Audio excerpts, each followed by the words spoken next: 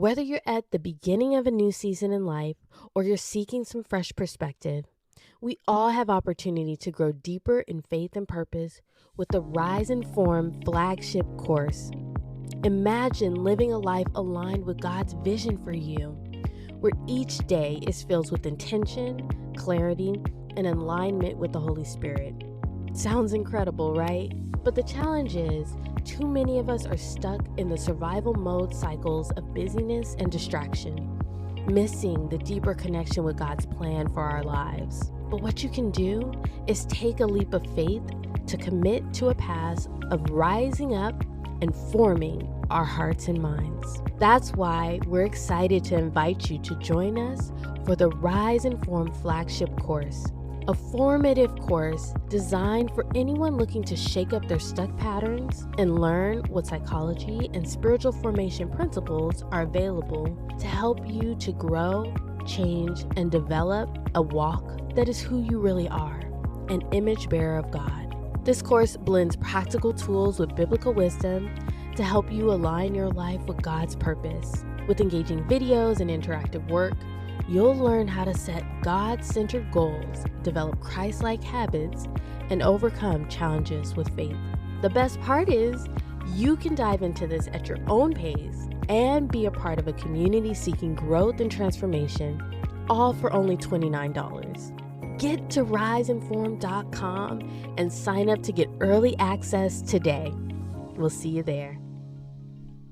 And so I think I always was affected by things. I just had a way of like muting them, or reducing them or avoiding or distracting myself from them or not thinking they were okay to have. And now I'm like really cool with, if I'm feeling, I'm feeling. Leave me alone. It's the beginning of the week, and we all need something to pick us up and support us through our trekking, to remind us where our hope is. Welcome back to the Monday Steep. The Monday Steep exists to give you the extract from our Rise and Form journey so that we can provide you with the well-steeped tea, the thoughtful and honest real talk inspired by our own Rise and Form journey, and the best moments of our amazing discussions with our guests on the regular show. Enjoy. Well, hey everyone, it's the Monday Steep. This is our second week doing this. So far, it's just been so good just to be able to sit and talk and check in with each other. And how are you doing today, Aundrea? I was thinking about that, and I have been locked away with COVID.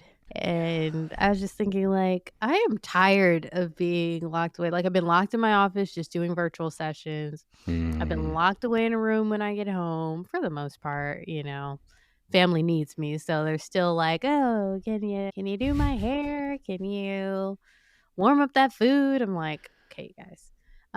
But I actually feel fine. Like, I don't, like, symptom-wise, I feel fine. So I think that's the annoying thing. It's like, it's not really, there's nothing physically that's like keeping me here. But I was just thinking how drained I am of like not being able to freely move around. I really don't want to get Tiffany and Carrie sick. So I'm just like really keeping to myself. So what a hit. I mean, you had that week off and then you get back and then where did you even get it? I don't know. Yeah. I've been trying to figure it out. And people are like, it's probably your daughter. I was like, no, because she's not sick. She's good. Yeah. Oh, man. No, I know. We went to all lengths yesterday because our daughter got sent home from daycare. Sorry, the day before got sent home from daycare with a fever. And I was sure it was teething. I was sure of it. And because the policy is they've got to stay home for 24 hours fever-free. And so I was like, I'm going to get a doctor's note because she's going to daycare tomorrow because one of us has to cancel our day. And yeah, so I just and the doctor was like, I don't see infection, I don't see virus, I don't see anything. I think it might just be teething. She wrote a little note, and I was like, I had to hustle to get her to go to daycare. So. Oh my gosh, I get it. And she was fine. Like she is fine. Like she doesn't have anything. But I was like, the lengths she you have to go to. Yeah, she actually. I know. If she ended up having something, I feel so bad because the teacher was like, "This isn't usually what we do, but okay. Like it seems like you really want her to be." Yeah, I gotta work. I gotta pay for this childcare. I know. And I know that policy, and parents are listening probably cringing right now. Like, hey, come on, man. Like, don't make my kids sick. But what you did, because you didn't just say, I'm Dr. Abe, No, medical doctor. Mhm. Like, Yep. We went to the because you're not actual medical doctor, pediatrician. but Yes. right. So you Yeah. went We to an wanted actual to. pediatrician and got it checked. Yeah. Yeah. Yeah. And what I always say, I bet I've said it before on the show, is you've got to navigate how to respectfully and effectively get what you need in life. Mhm. So that was us Mhm. trying to be respectful of the Mhm. process, but also be effective, because I'm a little on the fence with like rules, things to be challenged.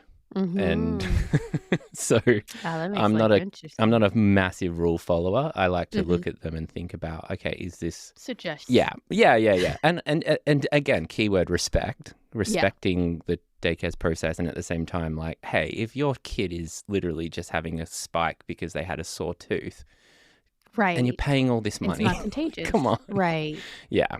So Right. yeah, we just made sure we, challenged that process a little bit. Yeah. Anyway, I hijacked. How have No. you been rising and forming?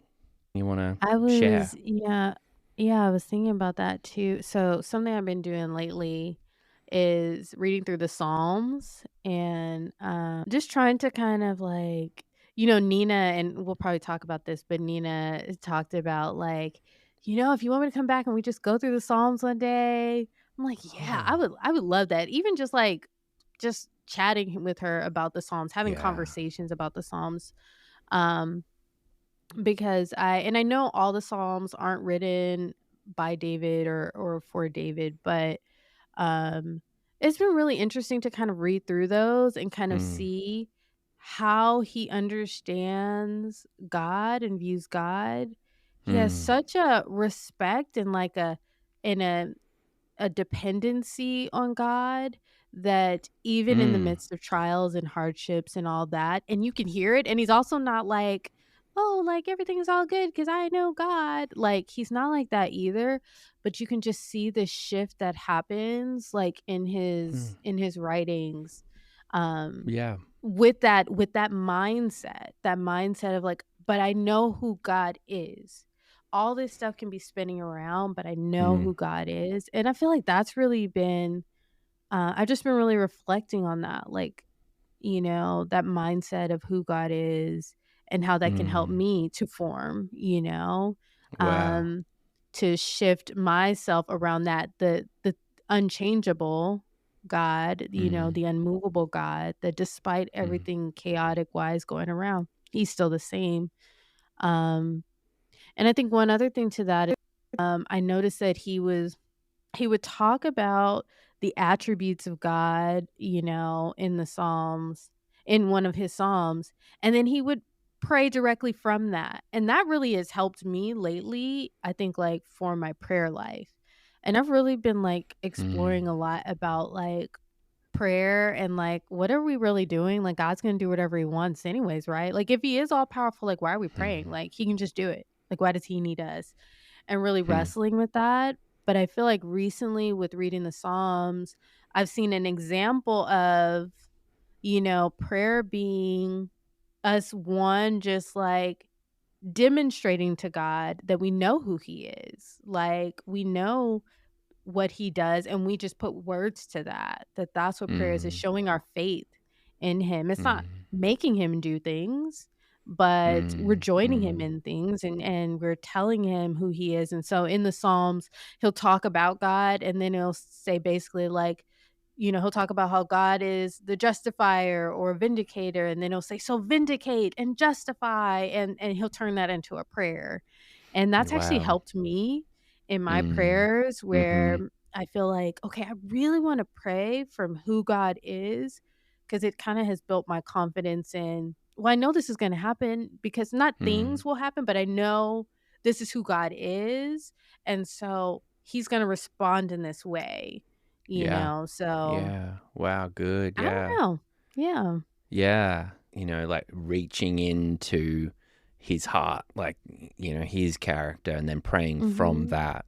from that. Yeah, that's really good to ground yourself in that, connect with him in there. I like that. I'm always like, how did David know that? Like, how did he? I know. It's amazing. I know. Yeah. How did he get to know God to this extent where he's like, again, I think I was reading Psalms 12 today, and I was like, gosh, he has such a desperation. No, I don't know if it was Psalms 12. It was somebody, one of the Psalms.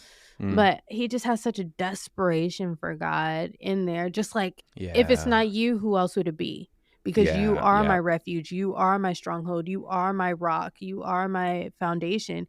You know, you are the one. In one of the Psalms, he says, like, you caused me to trust in you from my mother's womb. So, like, if it's not you, who else, you know? And I'm like, dang. Yeah. That's a deep, like, trust and a deep knowledge of God. Yeah, I know. My head's like, I can sense how profound that is, but my head can't get around it. Like, I can't quite, you know? It's like too profound. Gee, yeah, that's good. That's good stuff. Now, this is like a little bit, maybe don't answer this if you don't want to, but like, what are you? I can feel you're searching, right? Because like I can hear how you're praying and you're like seeking. So like, is there anything you can share about that, or is that like more? Yeah. Well, it kind of comes from, again, I know I've talked a little bit before of like my upbringing and more of a like prosperity gospel doctrine and stuff, and definitely have had a lot of transformation since then and grown to know God in a deeper way.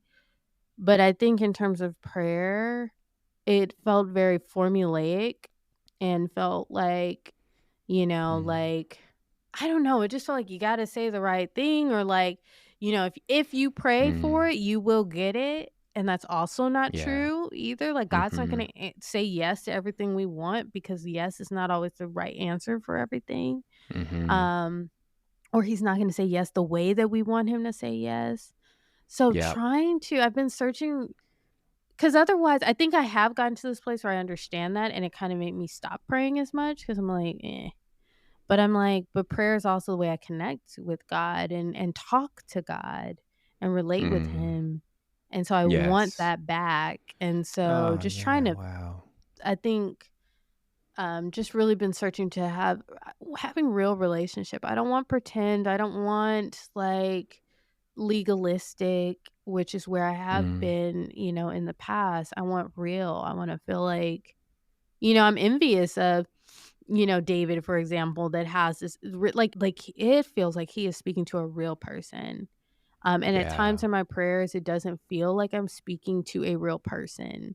But I know God is a real person. So I want to have real relationship. I don't want to just do another checkbox thing. Yeah. I'm like, I said my prayers, you know, or I don't know, just praying. It just gets boring and just going through the motions. And I'm just tired of it, because I know it can be different. I know that's not how it's supposed to be.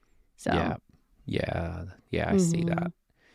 Yeah, like almost like in terms of forming, you're like kind of trying to form both, you know, your belief, your belief system that God is actually there and he's actually with you, and practice that from a mindset of, you are right here. Like, I'm not just, you know, doing this going through the motions thing, or talking to Santa to get my, you know, wish list.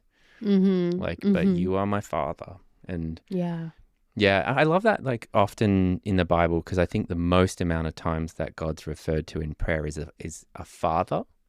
And so it's good to like kind of like note that we often pray all sorts of ways of, you know, Jesus, Holy Spirit, you know, Yahweh, or whatever. But like, I like just to connect with like how I would talk to a loving, just grace-filled father who just arms open wide and wants to hang out with you. Like, just like so happy to see you. And you can say whatever you want. You can ask for things and you go, oh, not right now, sweetheart. You know, like he's like that. He's not like, no, yes, right, you know, about everything.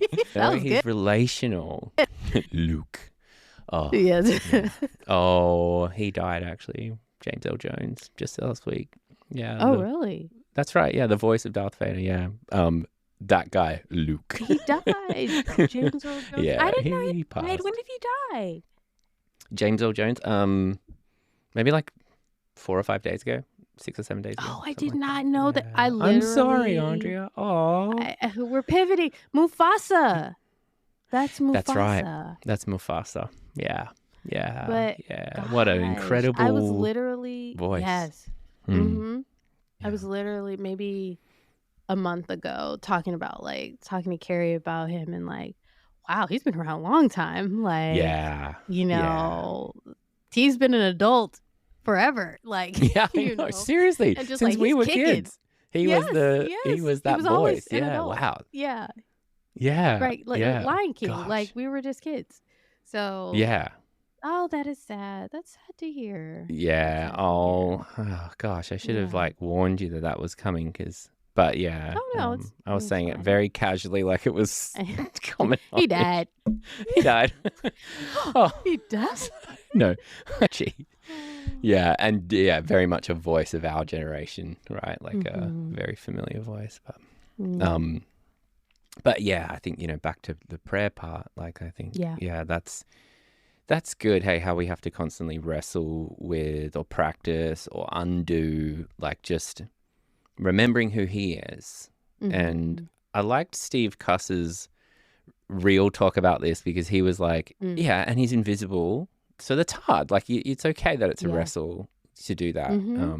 Yeah. Yeah. Yeah, it makes sense because how we know relationship is very tangible and like I can see you and that's how I connect. And, God just challenges us to connect in a deeper way, in a more challenging way where it's like, yes, you can't physically see me, but I'm present, Yeah. and trusting that and so it is. Yes, it's ripe for the wrestling. Yeah, totally. Yeah, I'm remembering a drive home from Bend where I was just sort of really connecting with God, like, and it was, I don't know what it was, but I think I felt quite like vulnerable, and I'm driving and he was in my mind's eye just sitting in the passenger seat next to me, and I was just really chatting away to him like the whole way home. Oh. Bend is what, like 3-hour drive? Maybe 2.5, I don't know, 2.5, something like that. But dang, you drive fast, 2.5 hours. Okay. Confession. No, I don't know. I don't know. I think I was mostly doing the Oregon speed limit, which is 10 above, right? 10 above. Oh, right. Yeah, because the actual speed limit is ridiculous. But yeah, that's right. Yeah. But yeah, and just sort of like, it just hit me like that thing of like, I don't have to pretend to be anyone else because you really know me. And man, gosh, that's vulnerable because you know what's really going on. So I might as well just talk to you about it. Yeah. Yeah, that sort of thing. Just I can just be with you. I can talk to you like that's awesome. Much like a counselor. Hey, like the Holy Spirit is the counselor, and hopefully like what people get from a counselor is like you can be you, and yes. How much of the time as a therapist, psychologist, counselor, like how much are you spending time trying to help people just get to that? Like take off all of those defenses, get real with me. And God's like, I try to do that too. Like I'm trying to get you to be, do that to us all the time. It's like, yes, it's like I want to see you. Yeah. So that's my rise and form this week. How about for you? Where have you been at? Yeah, I've been thinking about that too. Like just before, I was like, man, what am I going to talk about for the Monday Steve? And or what am I like reflecting on? But I think what's like resonating with me was yesterday morning. I got up and it was early-ish, and I just felt heavy. And I was like literally physically heavy, mentally, and it's different to tired, it's like feels a bit like tired, but it's more like actually weight, and I don't know why I woke up feeling that way. But I will say, and again, I'm just coming with some like real heavy because this is like this again, this might be a sit down if you didn't know this already. But the girl who I think we talked about this last week, but it wasn't on the Monday Steep, but it was the girl who went missing in Beaverton, who was a nurse at Providence and Vincent. She was murdered by a neighbor. So, like, she lived in an apartment complex in Beaverton. And anyway, like, all the nursing community, like, has come together because they, like, really connect with what it is to be just a nurse. And she was, like, really loved in her community. And yeah, so, you know, my wife's really went to the vigil and really just it's just been on our minds a lot. It's been on, like, just kind of heavy because of the facts of the case, and also just the fact that she was just robbed of her life completely. And she got married a week before in Hawaii. Yeah, she was 32 leaving. So this suspect currently, you know, going through, but actually when this comes out, there'll probably be a lot more news on Monday. But anyway, just you know, obviously, if it is him, it took that, you know, from her, everything, you know, and it's just like an irreconcilable thing to take, you know, from someone, their life, right, and from him, her husband, and from the community, and just from her friends and everything. So I just like, I guess because it's close to home, you know, in different ways, you know, age, location, nurse, just all of that. But just have so much sadness about it and sorrow, and so does so many of the people who went through it all and knew her. And I think I'm only just like, so long story short, I go to Orange Theory, you know, the early session, and I'm like heavy, and it was like this 14-minute rowing challenge, and I was just going ham, like I don't know why. I was like, I'm just going ham, and you know, I ended up like just going for it. And then I always stay you know, cool down for like 5 minutes longer than everyone else, probably because I'm getting old. So I just kind of stretch it out. You need a extra time. And I'm just kind of like, all those emotions are flooding in, and I start connecting with, this is why now I know why I'm feeling heavy, you know, like I didn't know at the time, but it was like, just woke up just with all of that. And I just felt like really like, oh man, we've only got so much time in our lives to spread love and joy and peace. And who knows who around us bad things might be happening to. Or so I'm just thinking all of that as I'm like stretching my quads, you know.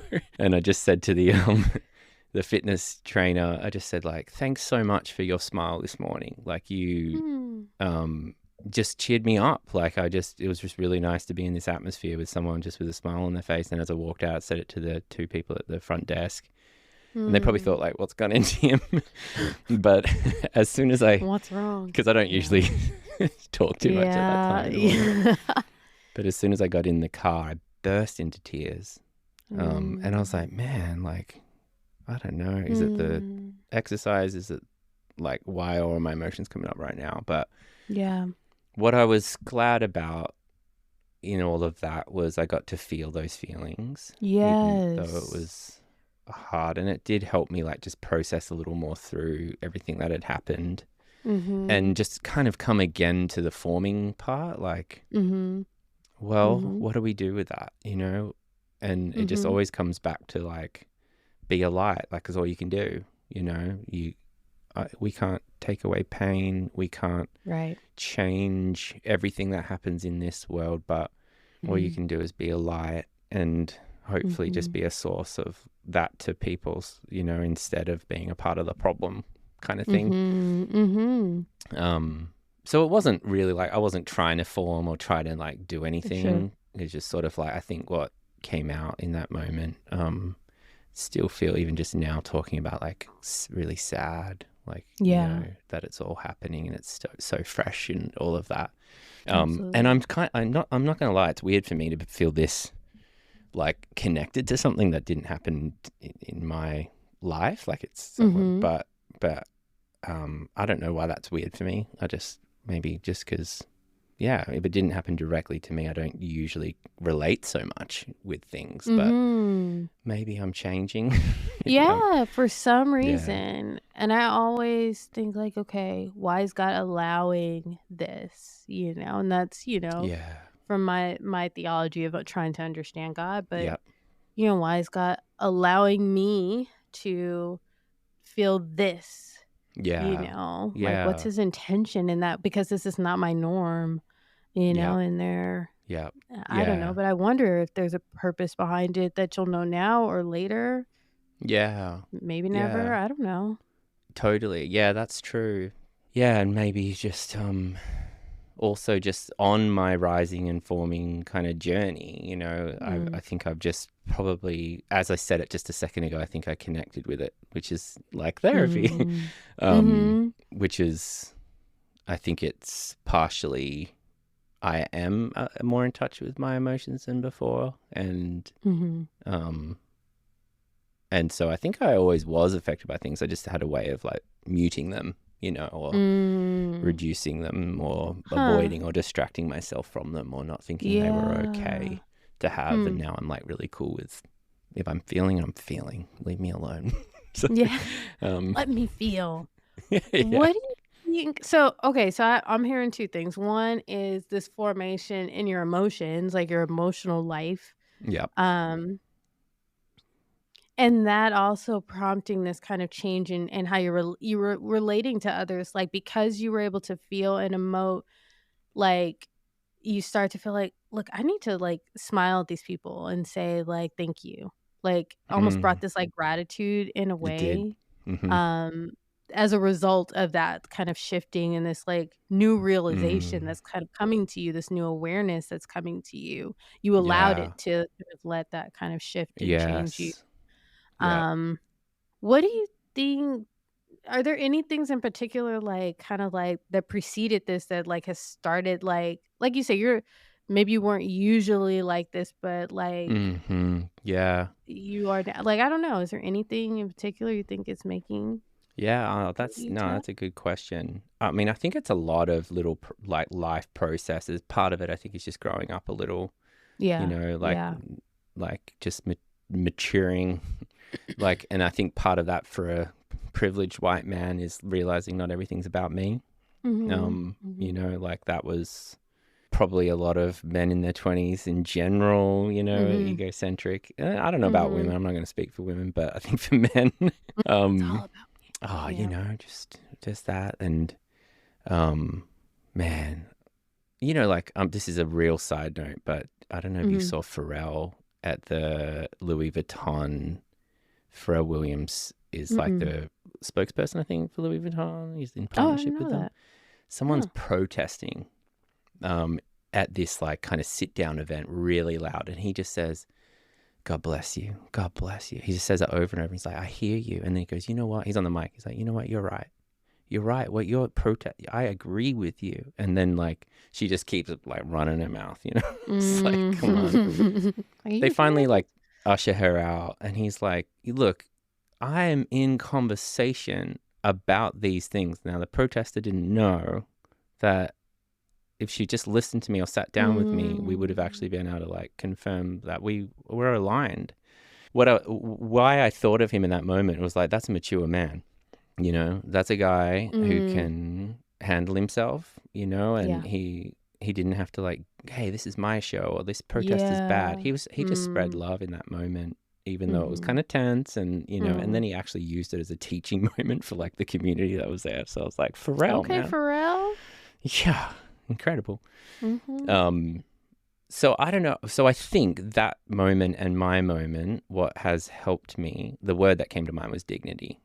That just recognizing we are like the image bearers thing again, that we have dignity, and that case I was sharing, it took her dignity. She did not get treated like she was had dignity, human. like human being that was worthy of love and respect. Yes. And so I think that's what's kind of like coming up, like when I see someone that I might just usually see as my fitness instructor, or I might just see as someone I'm walking past in the street. What I'm seeing instead is someone with dignity and Wow. someone who deserves to just be treated that way, dignified. Yeah. Yeah. So I think that's what it is, but that's been a hard lesson for me. Like, I think I lived in my own little bubble of what I think's important, what isn't important, and God leveled that, and He's continuing to level that through, many lessons. Yeah. Oh God. Yeah, Whew. many lessons. Hard lessons, no Hard doubt. lessons, yeah. Especially when it comes to dignity, it's like, Yeah. knocking you down a few pegs. Oh, Oof. yeah, totally. And like, oh man, it's so like I say that with like they're the hardest lessons of my life, and I'm so grateful for them, because it just makes you actually like love life more, like love people more, and love what you've got. Wow. Yeah. On the other side of the painful experience, it's like, yes, there's something there's something that is healthy about it, but also like, I want to say life-giving. I don't know the exact word, but it's something that it actually works. Like what, like, yes, you get pegged down, but then you start to see people in a different light and relate with them, and it's like, oh, this actually feels right. It's like reorganizing in the right way. Which is that is exactly formation. Yep. Right there. Is that reorganization into what is right. Yeah. Yeah. Oh, yeah, totally. Yeah, deforming what isn't right and forming what is, which is the kingdom come, you know, what the right order of things. Yeah. And we are like, you know, disordered and still are, like, you know, Aundrea and me aren't completely ordered, you know, we still live in this disordered life, disordered world, dysfunctional families that are just functioning. Right. But yeah, moments of God's grace helping us. Yes. So yeah. Wow. Yeah. Awesome. Yeah. Thanks for following up on that. That was helpful actually to process. Yeah. Yeah. I'm glad you did. Yeah. Should we shift gears a little and just like reflect a bit on the Nena Wallace's one? And actually, you know what I'll do? I'll drop right now our immediate reflection after we, because as soon as we hung up the call, you and me like talked for about 10 seconds about like how impacted we were. So let me just play that right now. Pumped. Okay.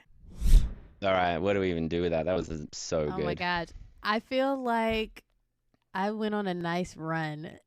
I'm just like, what? Yeah. Totally. I was like, she's magnetic. Like she's just kind of like drawing you in. Yes. Man. And I want her to lead me in worship, because I just want to hear, because her heart's so in that position. I'm like, just lead us in worship now, Nena. Right, like, right. Just let's go right now. Yeah. Yeah, I'm ready to encounter God through your leadership. Oh my gosh, that was great. That was great. Well, do you have any any other thoughts or reflections from Nena from that episode? Yeah, it was. I think my main takeaway from sitting with her, other than what we just said on, you know, was just her. She was like really. I want to say like she knew her values. And so she was an example to me, because she said she said this on the podcast a few times. You've got two choices, you know.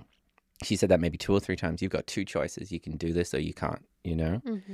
And sometimes when I hear that kind of way of thinking, I see black and white thinking, right? I see rigidity. Yeah.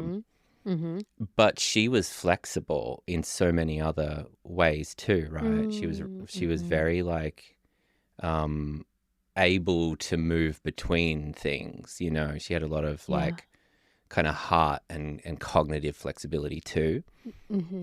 Just really like, you know, like not to like put her on a pedestal. Oh yeah.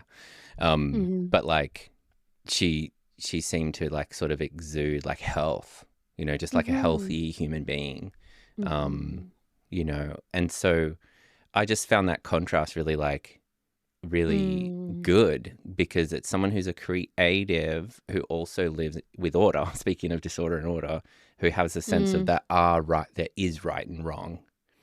There is a rule to follow. Oh God, now I'm going to go back on my rule following thing. Oh, there's rules of law. Yes. And maybe that's why it resonates with me, because it did. It challenged me. I was like, she's looking at us and she's saying there's two choices. And with so many things, all we have to do is make the right choice. And that was sort of resonating with me, just like make the choice and then go and live in that and just lean into that, whatever that is. And then on the Dwell app, they do like the daily meditation. And it was the one yesterday, which was on honesty and just saying, God, search me. And then he led the prayer at the end was just, God, is there anything that I haven't been courageous enough to be honest with you about, or to like something that I'm hiding from? And the Holy Spirit just like listed things. It was like basically inviting the Holy Spirit to just reveal to you the things that are hidden, to reveal the things that you haven't been acknowledging, or the things that you need to just be more vulnerable or more honest with God about. Wow. And it was like immediate. As soon as I prayed it, I was like, boom, there it is. Like my he was conscious like, I was waiting. Like if you want to ask, you want to have a conversation with God and him speak to you, like ask him that, because I bet immediately it won't be like, should we buy that house? I don't know. Right. Reveal to me what I reveal my heart. have been hiding or whatever. And it's like, there it is. So I just think she really inspired that, like just that whole train of thought and way of being. So, What about for you? Absolutely. No, I'm vibing off of the and I had said this towards the end, like just the resoluteness of her, like, I'm gonna follow Jesus. Like this is the way, and I'm gonna honor him. And it, despite things not going well, despite the anxiety, and that was very like encouraging for me, and has been encouraging for me.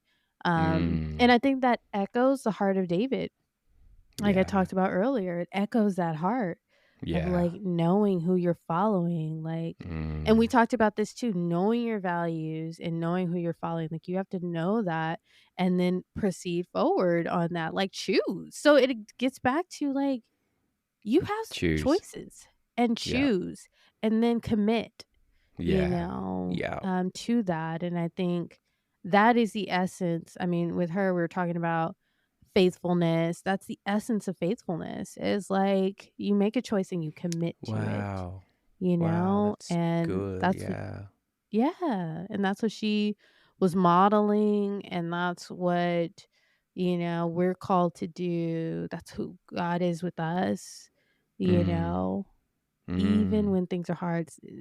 Situations don't need to sway our faithfulness. And we also don't need to worry about understanding things, because I think when we try too hard to understand things, that's when it's like it's hard to be faithful.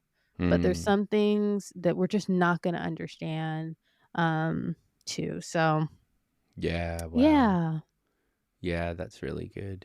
Yeah, sort of like I guess I'm like hearing faithfulness in a different way right now, like how you said that.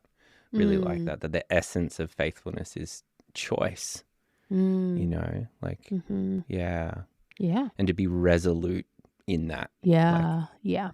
Which isn't flexible, which is kind of like the thing. Like I think in psychology we really value flexibility, and that's open-mindedness, like is good, right? Like I think all thinkers, philosophers, theologians, they open-minded,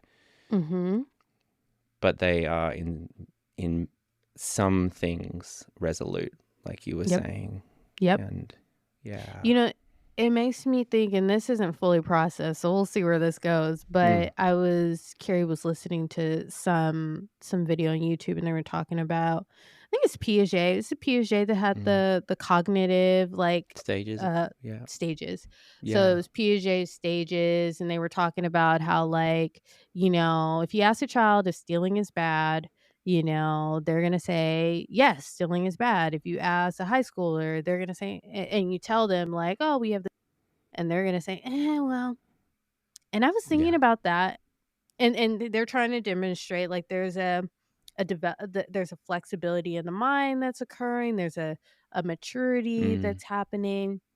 But when I was thinking Mm. about that from a spiritual standpoint, I was like, I could see how people who do, now I'm not talking about legalism, but people who do have made a choice and a commitment, how they can seem very rigid and Yeah. childlike and Mm. immature in their Mm. thinking Mm-hmm. on certain values and things. Yeah. If we see it in that framework. So I think that's where Wow. maybe that framework doesn't quite match with the spiritual world. Like we can use it cognitively for Yeah. sure, Yeah. but I don't know if it quite overlaps with the Yeah. spiritual I know what you model. mean. Yeah. Yeah, I yeah. know what you're saying. Yeah. Like, I mean, Mhm. because I think part of that is then the Holy Spirit, like, because it's like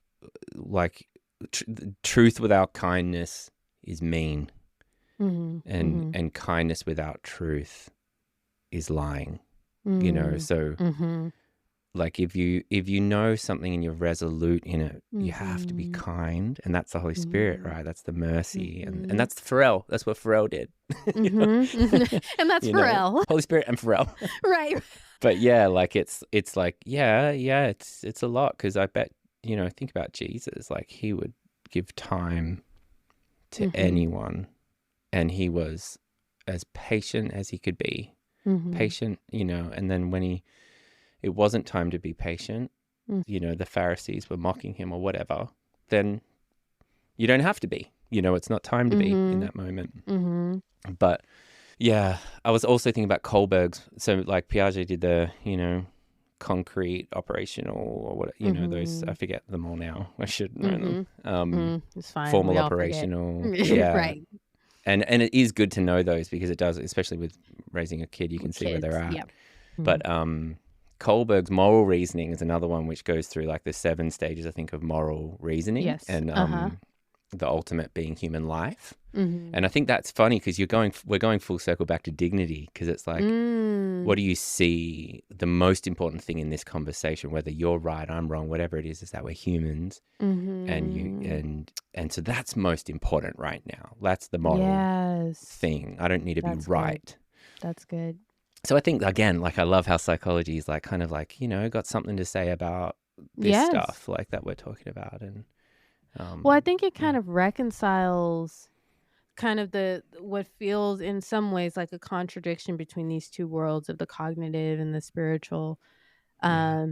Where it's like, if we look at Jesus as that perfect example of how to walk that line, Yeah. like you said, he showed kindness, had tact, and I think we Yeah. can be resolute and we can be sure about something, but how we do that, what we say, how we show dignity, that how we communicate that message, that Yeah. is there is so many options within that, Yeah, that's right. So There's I so think much that flexibility in that. flexibility, Oh yes. man, we could just go on about Mhm. it. Like again, back to the jazz piano player. Like Kerry would probably, talk about that. You've got a Mm. lot of rules you're following, so you can be free and flexible, Mhm. like so you Mhm. can just riff and go for it and express by even knowing how to break them. Ha yes. Yeah, and we're back to You can breaking break 'em. rules. Congratulations. You can leave this See? call See? being able to break Come rules. on. I bet Nena would agree with that too, by the way, Right. being a musician herself. Right. Yeah. Awesome. All right. Thanks for listening to the Monday Steep. We'll see you next week. Bye. Thanks for tuning in to the Monday Steep. Whatever is going on in your life, there's always a chance to form your mind and an opportunity to rise again as you cling to your faith in Jesus and yield to his love. Thank you for your continual support for the show. If you're liking what you're hearing, please share it with your friends and follow us on our podcast app and on Instagram. We'd love to hear from you, so drop us some thoughts on the website, risingforum.com.